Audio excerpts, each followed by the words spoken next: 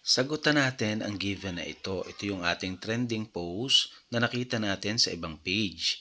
X times X times X plus X over X equals 50. We're going to find the value of X.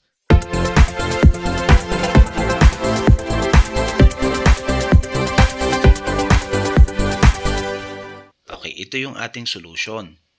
X times X times X plus X over X equals 50. Ano muna yung ating unang gagawin? Okay, as we can see, meron tayong product rule na pwede nating i-rewrite as exponential form. 1, 2, 3. X times X, automatic magiging X cubed. Sa product rule, kinokopya natin ang base X, ina-add natin yung exponent. Automatic may exponent itong 1, 1, 1. Kaya naging X cubed. Then, kokopyahin natin yung plus X over X equals 50. Anong sunod natin gagawin? Pwede nating i-factor ang X cubed plus X. Hahanap tayo ng common monomial factor.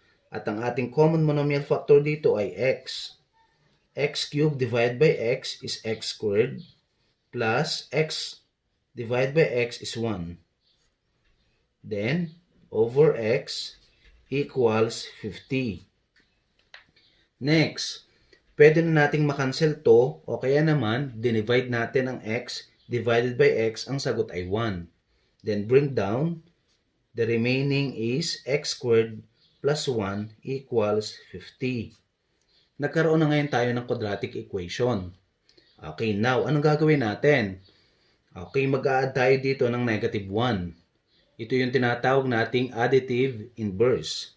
X squared plus 1 minus 1 equals 50 minus 1. Okay, nagdagdag tayo ng negative 1 both sides para makancel to.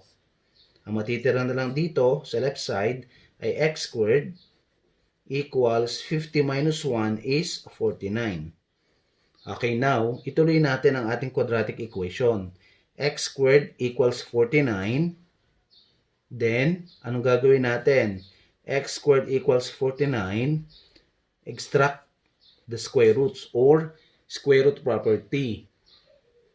We're going to use this method. Ang tawag dito ay extracting the roots, na kung saan makukuha natin ang roots.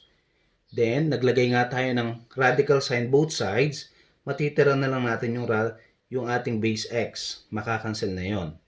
Equals positive negative square root of 49 is 7. Therefore, the value of X here is positive negative 7.